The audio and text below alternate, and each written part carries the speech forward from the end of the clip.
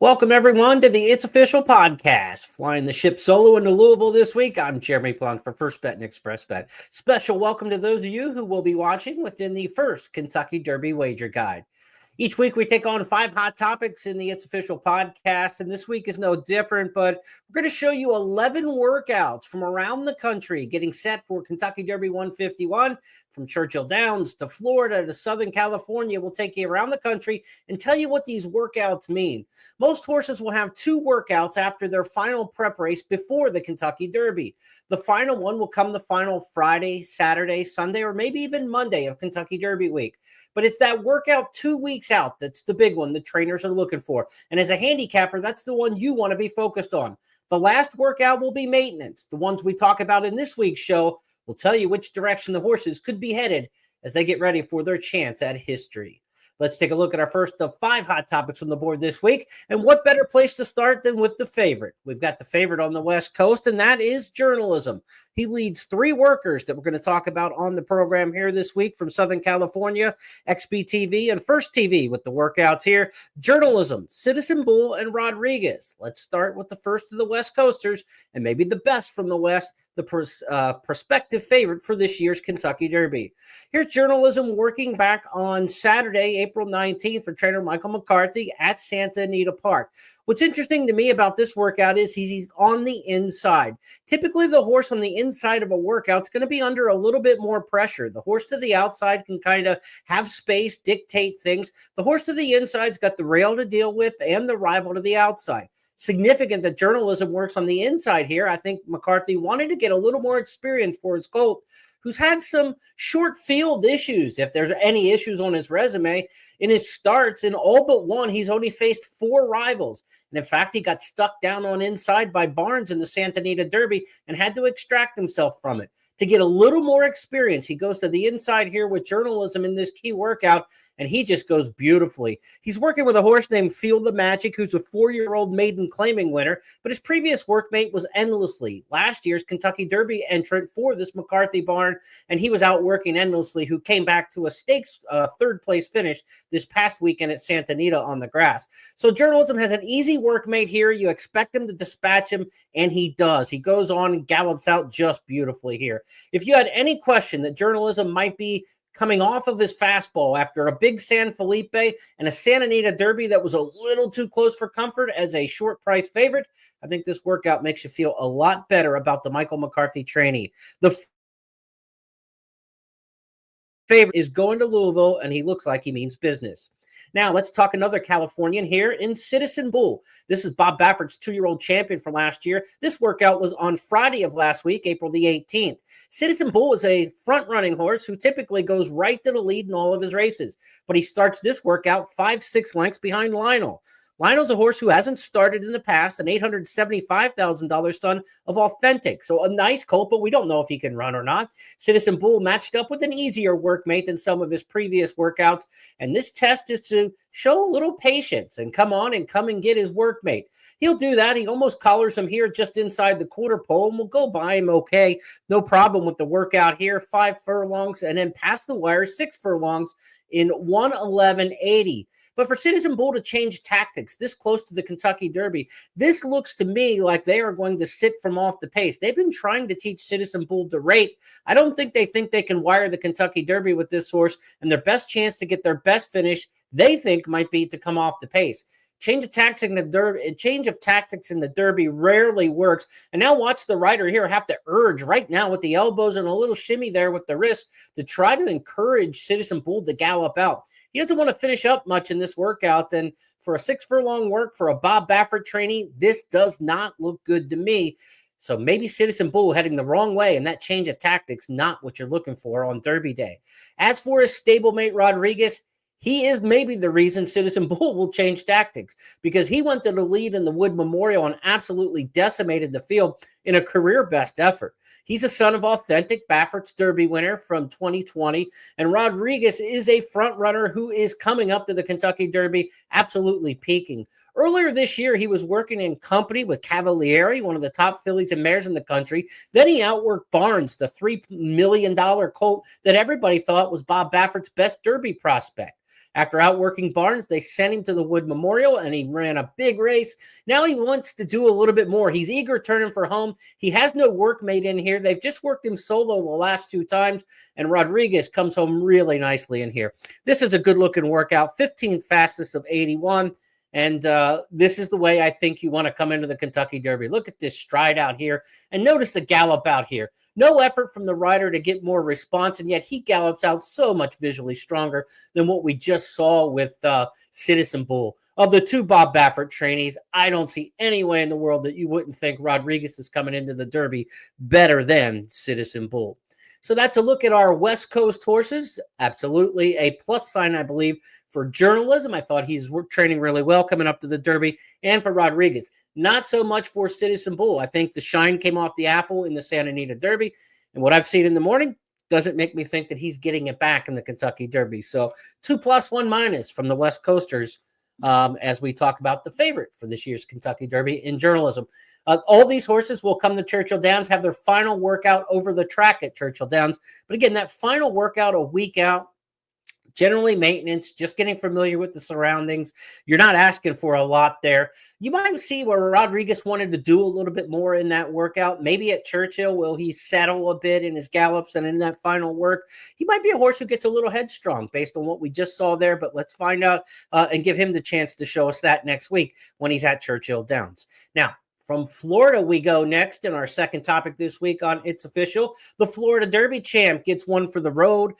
Tapan Street, winner of the Florida Derby, worked last Friday, April 18th at Payson Park in Florida. Payson Park is a training center where it is very deep and tiring.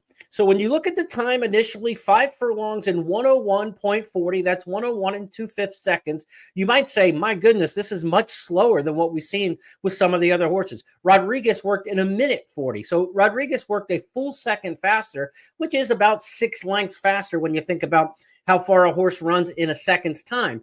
So is Rodriguez 6 lengths faster than this horse? Think about the surface. This is a very deep and tiring surface at Payson Park. On the outside is Tapan Street. He's going outside of Rapture in here, his workmate. Rapture won the first 2 races of his career, a maiden and an allowance at Oaklawn before running 6th in the Virginia Derby. A decent workmate in here, and you see the inside runner really working hard. The jock's even threatening to use the stick in the lane to try to keep up. Tapan Street just going easy. This is a good-looking move and a good-looking finish for Tapan Street in here. He trains at Payson Park. This is the first year that Brad Cox has had horses in Florida. Typically, he'll be at fairgrounds at Oaklawn during the winter. Tapan Street, one of the first horses that he ran down at the meet at Gulfstream, and then he came back and won nicely in the Florida Derby. Now, he really tipped his hand going into the Florida Derby because he was working with the older millionaire speedy distance horse in Saudi Crown. He's not working with that kind of workmate here, but I think this is a really good-looking move. If you like Tapan Street going into the Florida Derby, no reason not to like him heading into the Kentucky Derby. I think he's holding his form. Is he improving? Is he working as well as he did going into the Florida Derby? Maybe not. We'll hear from Brad Cox in just a little bit talking about this runner, Tapan Street, as well as another one of his potential Kentucky Derby starters being Final Gambit. So we'll get some sound from Brad Cox coming up in just a little bit in the podcast. But Tapan Street, bottom line, certainly doesn't seem to be going the wrong way after the Florida Derby. Maybe not working that big gangbusters move that tipped his hand going into the Florida Derby. Let's see what he does in his first spin over the Churchill Oval when he arrives in Louisville. Third topic this week on It's Official as we preview the workouts and review the workouts for Kentucky Derby 151. We're talking some trainers here with some major contenders, and 2 veteran trainers seek different Derby success. We're talking here about trainers Bill Mott and Ian Wilkes. They've got 2 of the stars of the show, Sovereignty runner-up in the Florida Derby and the late-running Florida Derby runner-up and the rallying winner of the Holy Bull Stakes. And then you've got Burnham Square for trainer Ian Wilkes, who won earlier in the year in the Holy Bull, and then he came back and won nicely in the Bluegrass Stakes last out. Now, Bill Mott has a win in the Kentucky Derby. It came via disqualification back in 2019. That's when his horse Country House was promoted to the win. Wasn't involved in the interference, but was the benefactor of Maximum Security being disqualified. So Mott has a Kentucky Derby on his resume, but he'd like to get one the old-fashioned and traditional way. Ian Wilkes, on the other hand, has never trained a Kentucky Derby winner, but he was an exercise rider for Unbridled. He was assistant trainer for Street Sense when working for Carl Nafsker back in the day. He's been in the winner's circle for the Run for the Roses, but not as the trainer of record. Both of these veterans could get back to the Kentucky Derby, into the Kentucky Derby winner's circle, and do it the right way this time around. Of course, there's no wrong way to win the Kentucky Derby, but a more traditional fashion, perhaps. Bill Mott, Ian Wilkes, we're going to hear from both of those trainers in just a bit, courtesy of the Kentucky HBPA and Jenny Reese and company doing great work there on the ground in Louisville. But let's first talk about the workouts now for their two runners.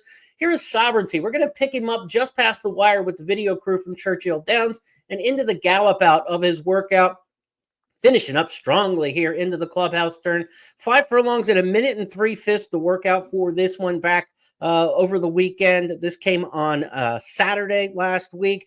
Sovereignty finished up in this workout 1 minute and 3/5. He got the last bit of this race, or the last bit of this workout, in 23-4. The final quarter mile in 23-4 really came home well.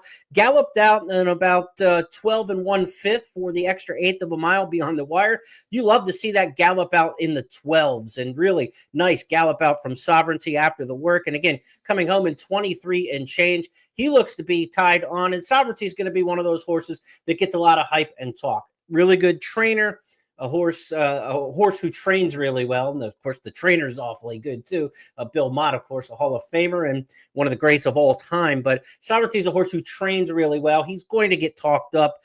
You may not get the price you want on Sovereignty coming off the loss in the Florida Derby. I think he's still going to go to post probably third, fourth choice in the Derby and be one of the ones that the public's really getting in on. But a good work out there. If you like Sovereignty, that was a very good move. From what we saw galloping out past the wire, and the splits in the work, splits were 13 seconds for the first eighth, and then 25-1 to the quarter. So they went to second, eighth, and 12-1, got a little faster, then came home and say 23 2/5 over the last quarter mile, really finishing up strong.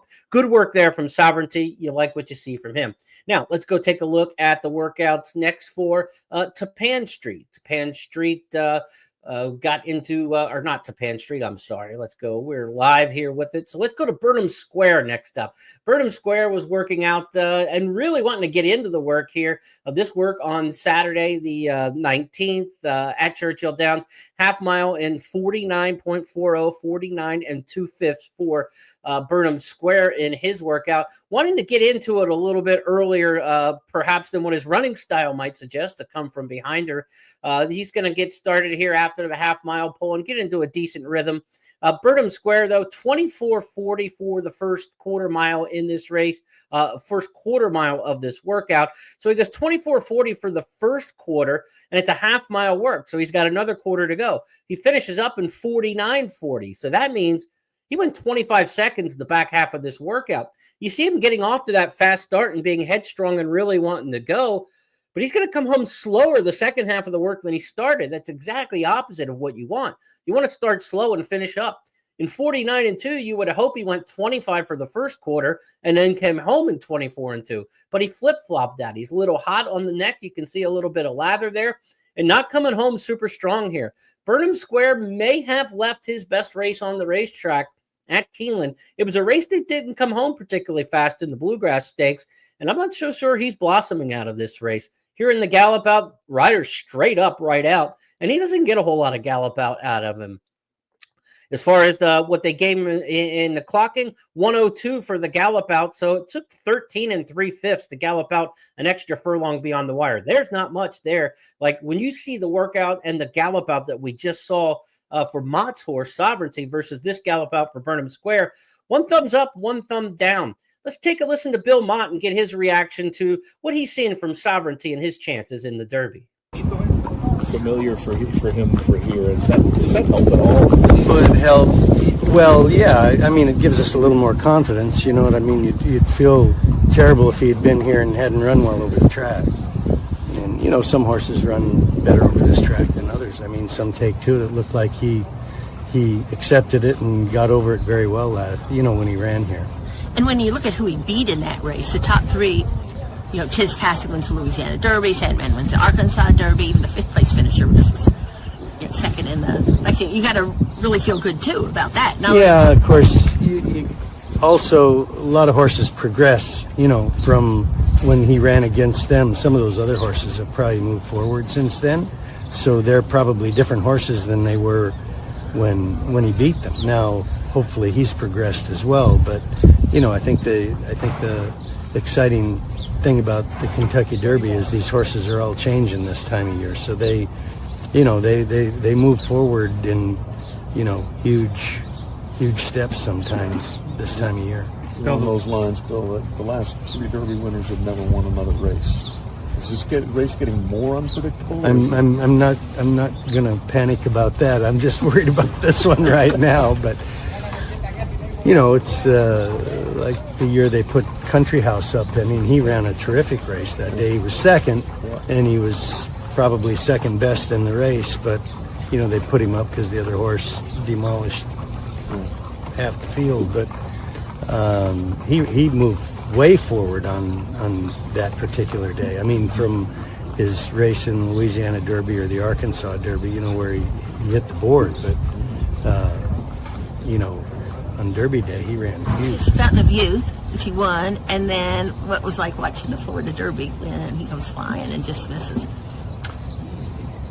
I mean, we were prepared for him to maybe not get there on Fountain of Youth Day because of the Gulfstream tends to be a little bit of a speed favoring track, and the mile and a 16th down there, it's a short run to the wire. It's like Keeneland's wire that ends at the 16th pole, but he put in a huge run to get up and got there, and then he ran a comparable race really in the Florida Derby. I think the winner got first run on him around the turn, and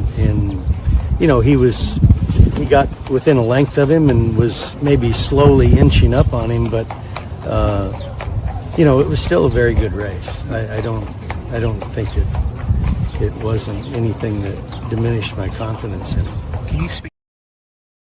So the Florida Derby 1-2 finishers we've seen so far on the podcast, the Pan Street down in Payson Park, and now Sovereignty with a really nice looking work at Churchill Downs. Bill Mott optimistic about that one. He really didn't have the training into this horse in the beginning of the year, was playing catch up, and this horse has kind of outrun that training to that point. Now he's completely caught up, and he looks to be blossoming.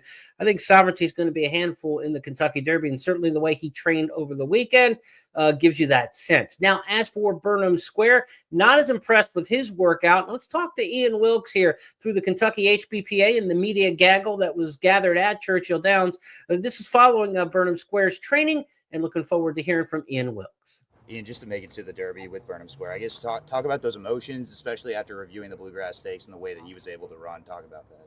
Yeah, it's always good. It's great to get, to the Derby. That's the race everyone wants to win, and it's been just a nice progression for the horse. He's getting better and better each time, and just keep, as I was just saying, putting the building blocks together. Just keep building for the Derby. Talk about your confidence in him going to this race. Kind of how do you see him faring with the rest of this field? It's a damn good field, isn't it? Yeah, it's some good horses here. But no, I think he matches up well. His form around the horses coming out of Florida, we're all knocking heads together. I think he compares, and the good thing is, I think a mile and a quarter is right in my wheelhouse. He closed out the way he did in that race. Do you anticipate kind of a similar run for him this time around? I like the same result. We have to be closer to the pace, though, in the Derby because it's a bigger field? It depends on where you draw. Depends on a lot of things. You know what I mean? That's where you have to trust your rider, trust your horse, and you'd probably like to see him a little bit closer, but I can't predict that. Yeah. When he won earlier this year at Gulfstream, was that what you expected? Did he surprise you? Is that when you start thinking Derby kind of? I was actually quite confident in the Holy Bull with him because the horse had trained very well off that maiden win. So I was confident going in there. Yeah, but you always want to see him do it. What's different about your job when you have a Derby horse? Is it more stressful? Is it just dealing with this kind of stuff? Well, no, it means you're doing good. If you guys are coming around bugging, we're doing good. If I don't see you, I'm not doing very good. What was eye opening to you about his move in the bluegrass? Was it just kind of that's what I thought I would see? Did you expect something like that? I did. I thought he would be. I didn't think I wouldn't be on the board. I thought I'd be on the board, but to run down and make a sustained long run out wide to run down East Avenue was a tremendous effort. And it's probably the first time I've seen this horse quarter up like he did coming out of that race. So I really felt like I got something out of that, what I really wanted. What do you remember about Unbridled and Street Sense in those days in particular? And yeah, Unbridled was when I was young. I was galloping him, and it was probably more of a blur, but enjoy. He's just a fun horse. Unbridled. He would switch leads all the time. He'd switch back and forth. He'd get bored. Street Sense, enjoyed it more. Been there before, took it in, enjoyed it, and that's when I'd just taken over from Carl, and Carl handled the press, and talked to him, and I just took care of the horse. And he took care of the horse as well. For some of our younger listeners and viewers out there on the podcast, Unbridled was the 1990 Kentucky Derby winner that Ian Wilkes talked about there.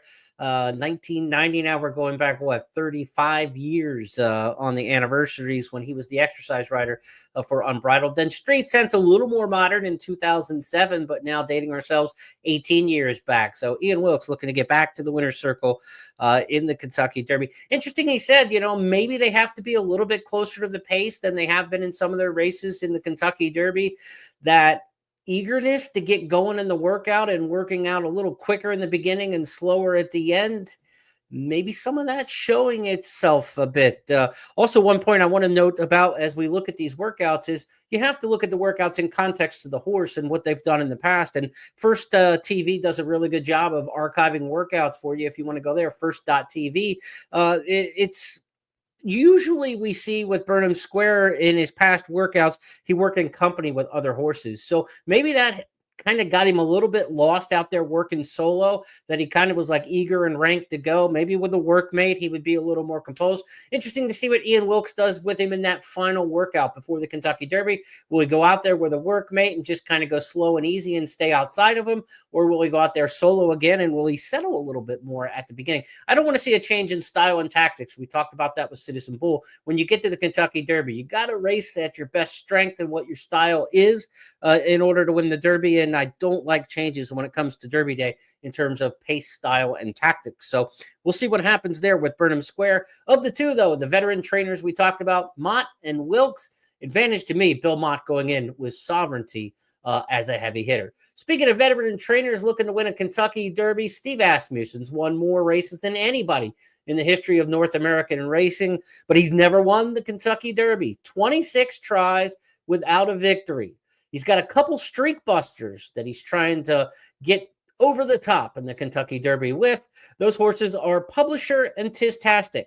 Publisher, the runner-up in the Arkansas Derby. Tiztastic, the winner of the Louisiana Derby. They were in company working together on Saturday morning at Churchill Downs, 5 furlongs and 59-3, a very fast time there, solid time, but a fast time by Steve Asmussen standards, a stable that typically doesn't work horses particularly fast. Now watch Publishers on the inside, and he's just running away from Tiztastic, who's kind of not able to keep up here at the beginning of the work. You're going to see the exercise rider in the blue and white cap start to look around like, hey, partner, where are you? You got to catch up here. So he kind of puts the brakes on Publisher to allow Tiztastic to get back in the work. Typically in a team drill like this, when you have two good horses working together, you want to finish things even up at the wire. And so both horses kind of hit the line together. That's what you're trying to get. And the exercise rider on the inside is doing everything he can with Publisher to let Tiztastic back into the mix here. Now, don't get too crazy with this work about how much better it was for Publisher than Tiztastic, because people who have seen these two work together, they worked in January and February together down at Oaklawn Park in Arkansas. Apparently, this is what happened often. And as it turns out, Publisher still hasn't won a race. He's a very accomplished maiden, but Tiztastic is the winner of the Louisiana Derby, and he was never a very good workhorse going into his other races. But there's no way you can look at these two head-to-head in the morning and not feel a little bit better about Publisher than you do Tiztastic. A good workout for Publisher because he did 59 and change while under a hold. and Tistastic was asked all the way. They gallop out on even terms here for Steve Asmussen. Can he break that 0 for 26 streak in the Kentucky Derby? He's had some chances over the year. He's had 26 starters, of course, but really the best chance for Steve Asmussen ever in the Kentucky Derby was with Curlin back in 2007. We already talked about Street Sense and Ian Wilkes' association that year with the winner of the Derby, but the third place finisher there for Asmussen, Curlin, was his best chance, and he's a Hall of Fame horse, Curlin. It just wasn't his day in the Kentucky Derby when he ran third. Maybe he moved a little soon in that spot, but Curlin would come back and win the Preakness Stakes in his next start and go on to become one of the all-time greats. So Steve Asmussen has a Kentucky Derby with his name on it at some point. You can almost feel assured of that, but it hasn't happened yet. It hasn't happened for reasons. And I don't know. I don't necessarily love the way Tistastic worked there. I know they say this is how he always worked, but horses who don't train well generally don't win the Kentucky Derby. As for publisher, do you want to take a maiden to win the Kentucky Derby? You got to go back about 70, 80, 90 years to Broker's Tip, the last time a maiden won the Kentucky Derby. So a lot of history against Asmussen, a lot of history against this one particular runner in here. But certainly Tistastic coming out of a key race in the Louisiana Derby in terms of recent Kentucky Derbies. It's been a very productive race. So mixed signals from the Asmussen crew going into Kentucky Derby 151. They've been working together since the beginning of the year. They work together here on their next to last work. We'll see if they train together for their final workout. Should probably come on Saturday if they stay on that Saturday pattern leading up to the Run for the Roses. Let's go to our fifth topic this week and final topic on It's Official. We're talking about some surface switchers getting dirty in the morning. Horses who ran on the synthetic at Turfway Park in their most recent starts were in workouts in recent days, both on Saturday. Flying Mohawk and Final Gambit. Flying Mohawk for trainer Whit Beckman. Beckman got to his first Kentucky Derby last year with Honor Marie. Now he comes with Flying Mohawk, a horse who hasn't had any experience running on the dirt. He's been turf, he's been synthetic. Let's take a look at Flying Mohawk's training at Churchill Downs. This is him just finishing up on the inside as they cross under the wire here, and we'll get him in the gallop out as well. 5 furlongs in a minute for this runner. They worked the first 3 furlongs in 35, so they only came home in 25 seconds the last quarter. Not finishing up particularly strong in here for Flying Mohawk. The gallop out is on the modest side for sure. 13 2/5 galloping out an extra 1/8 of a mile. So Flying Mohawk did not come home particularly strong in this workout. I'm not so sure he's taken to the dirt, but I do like the fact that they worked him on the inside in this race to kind of get a little bit more into that workout. On the flip side, Final Gambit is the horse who beat Flying Mohawk last time out in the Jeff Ruby Stakes at Turfway Park. And here's Final Gambit getting ready for his workout. Same day, 5 furlongs in a minute and 4/5. He's a little bit eager to get it on in here with his unnamed workmate for the Brad Cox stable. But they're going to work on the outside of that rival in this race. And I'm not so sure I like this work to the outside. I would much prefer to see the horse to the inside because he's never run on the dirt. It's been all synthetic races at Turfway. He's not going to get any dirt in the face. He's got the comfortable trip to the outside. I would try to make Final Gambit a little more uncomfortable on the dirt to try to get more out of him in this particular workout. He's going to do everything right, though. I don't really have any knock on the work itself, other than we're not going to learn a lot about how he's going to handle the dirt by working on the outside of runners here in a very easy kind of fashion. The splits in this particular workout for Final Gambit, they went 24-40 to the first quarter mile, 48-40 to the half, so they picked it up. They went 24-40, then they went 24 flat. They finished up in a minute and 4/5, so that means they went 12.40 over the final 1/8 of a mile. This was a decent workout, and he made his move like he should, but then the gallop out just kind of leaves it a little empty. They galloped out 6 furlongs in 1:14.40, so that means they went 13:60 in the gallop out here. Not the strongest gallop out for Final Gambit, a horse who's a big closer. Tells me he might have a turn of foot, but not necessarily at 1.25 miles and not necessarily with a real fast pace. We're going to have to see how Final Gambit finishes up here in the Kentucky Derby. Taking dirt, chasing a much faster pace. He's used to slow paces on the synthetic and then just come in with a big rally. These kind of horses tend to make a big move at some point in the race, but can't sustain it all the way for the 1.25 miles. So that's what we're going to have to find out about him. Brad Cox, the trainer, they caught up with him, the Kentucky HBPA, talking about Final Gambit's work here first, and then they'll talk about Tappan Street. Good breeze. Broke off at the 4.5. I went 5/8, so I had him 1:04, out 14-2. Put away his workmate galloping out, and positive effort. He's handled the dirt very well since we've moved him down here from Turfway. It's 3 works over this track now. When do you start thinking Derby with him? Was that a wow move he made in that last race? Yeah, for sure. Yeah, for sure. That's when, that win at the finish line is when you started turning your attention toward the Kentucky Derby. And, Juddmonte's, they're always very realistic with their horses and like to put them in the right spots. And, we talked about it and thought we'd bring him here to Churchill, let him train on the dirt. If he handled it well, we would, pursue the Derby. And like I said, I mean, 3 solid moves. I mean, he's really moving well over it. Rider's happy with him. I'm happy with him. His energy level's really good, and we're in a good spot with him. Some horses coming out of Turfway have, come there and run well on the Churchill dirt in past years. Have you seen that with other horses? And do you see Idiomatic. That with them? Yeah, Idiomatic's one. So, yeah, no, we've been able to have we've had horses last year. Encino, he won the John Patagli, and he went on to win the Lexington. I thought he had probably one of the best works last year, Derby week leading up, but obviously had a setback. But he's a horse that obviously transferred over to the dirt. So horses can definitely, come off the Turfway surface and perform well here at Churchill. If you look at some of the Derby winners, grass form is not necessarily a detriment when you think of Barbaro, Animal Kingdom, Big Brown. Yeah, no doubt. I mean, obviously, I think a lot of the Derby has to do with horses being able to handle the 1.25 miles. And, Final Gambit, he's out of a Tappet mare. We actually trained the mare for Juddmonte. She was a grass horse. She was fast. She was by Tappet. She almost broke the track record at Ellis, a mile on the turf, I think, when she broke her maiden. So, he definitely has the stamina. I don't think the 1.25 miles is going to be an issue. It's just about getting the setup and getting a good trip. What about Tappan Street? Is Tappan Street? Is that Tappan? It is Tappan. Yeah. Okay. What about him? And he breezed yesterday. Very, very good. Broke off a little slow the first 8th, but picked it up throughout. He's on it. He's ready to roll. We were going to bring him here after the Florida Derby. We had all the wet weather. We thought it was a good move just to keep him right there in place.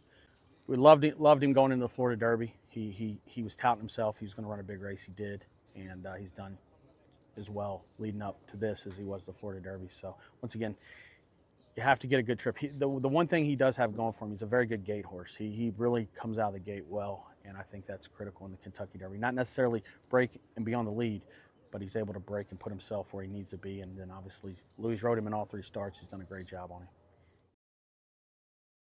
Again, thanks to the Kentucky HBPA for the sound on the street there in the barn area at Churchill Downs. So Brad Cox talking about his 2 in there, Tappan Street, of course, up from Florida now and at Churchill Downs. So he'll get his final work over the track there. We'll see how he handles the surface, but he looks to be one of the ones. Now, a couple bonus workouts for you here that happened today. We do our podcast each and every Tuesday. A couple works this morning that we're going to add for you here. Admire Daytona, the horse who won the UAE Derby and coming from Japan, was out on the track this morning and worked a 1/2 mile. We're going to pick up a little bit of the training session here and give you a little background on Admire Daytona. Look, 4 furlongs and 53.20 is not going to break any watches, obviously. This is a very slow move in which the beginning of the work is absolutely crawling, but they pick it up and come home in 24 seconds for the final quarter. This is really an international kind of workout. They're not looking to work particularly fast. Admire Daytona is fast, though. This horse got to the lead in the UAE Derby, so capable of going fast when they ask him to, and could be part of the pace in the Kentucky Derby. He's a horse who's won 2 of 6 lifetime. He's by champion American sprinter Dreyfong out of a Shackelford mare, Ice Pastel. So a Japanese bred with plenty of American pedigree. Of course, Shackelford led the Kentucky Derby deep into the stretch and then came back and won the Preakness Stakes for Dale Romans back in, I believe, 2010. So this is a horse who's bred to have plenty of speed, showed speed in the UAE Derby. And in this workout that we're watching here, not much being shown early on. Of course, they got the first 1/8 of a mile in the let's see, for Admire Daytona in 13 seconds. Then they walked the second quarter in 26-1, but they came home from that final quarter to come home in 24 flat. So really, they went from a 26-1 quarter to 24 flat. I mean, that's, two and a fifth seconds. I mean, you're talking 13, 14 lengths faster down the lane than going to that first quarter. So they finished up nice enough here for Admire Daytona. We'll get another workout out of this one. We have not seen Luxor Cafe yet at Churchill Downs. Luxor Cafe will have to clear quarantine in the U.S. before hitting the track. Not a big gallop out for Admire Daytona here at all, but again, they came home in 24, almost a blowout down the lane, as we call it in U.S. parlance. So we got to see this horse over the track, which is nice. Luxor Cafe looks to be the more flashy of the two horses from Japan this year, but he doesn't have the international travel and passport punches that we've seen for Admire Daytona. To go and win the UAE Derby at a mile and 3/16, certainly something to be respected. And of course, Admire Daytona has raced twice against Luxor Cafe already. One time was no match for him. Another time took him tooth and nail to the wire in a nose finish when those two went a mile in their maiden race. So Admire Daytona from Japan on the track this morning, officially 53 and 2100, so 53 and 1/5 for the workout there. Also working this morning was one of the horses I really wanted to see. I thought two critical workouts after their last race for me was Journalism. How would he bounce back after a tough race in the Santa Anita Derby? He was so flashy and brilliant when he won the San Felipe. The Santa Anita Derby was a much tougher race on him and a little more workmanlike in the stretch. I thought he bounced back beautifully. The other horse that I really wanted to see in terms of like, are they going this way or are they going that way, is Cole Battle. As good as he was at the beginning of the winter at Oaklawn Park, I thought he was a little flat late in the Arkansas Derby. So I was really excited to see Lonnie Briley get this one back on the track this morning. Let's pick up the training here as Cole Battle's going to ease into his work here. You see this morning, he's going to work a half mile in 47.80, a fast time, but it's how you accomplish the time that I think is important. So we'll talk about this as we watch throughout the work. But when you talk about Cole Battle, this is a horse who's run 8 times now, has won 5 of those, but his last race snapped a 4-race winning streak when third beaten 7 in the Arkansas Derby. Not only was he third beaten 7, but he lost 6 lengths in the stretch after chasing a fast pace that day. Is he headed the wrong direction or is he still going the right direction? That's what we're about to find out, I think, with Cole Battle. Is the rider's going to bring him up to the half-mile pole? When you see him past the red stripe pole, that's when the workout begins. And there you go as he starts to pick up here and start the half-mile workout. Now, splits for this work for Cole Battle, 12 and 2/5 for the first eighth of a mile. Then he went 12 and 2/5, or 12 and 1/5 for the second half mile. So he got the first quarter in 24.60. Then he comes home in 47.80. So 23 and 1 down the lane. He really seems like in this particular workout that he's finishing up super strong. They get a big run out of him. They go a little bit slower early, but look at the asking here. This is the difference. It's how you accomplish it.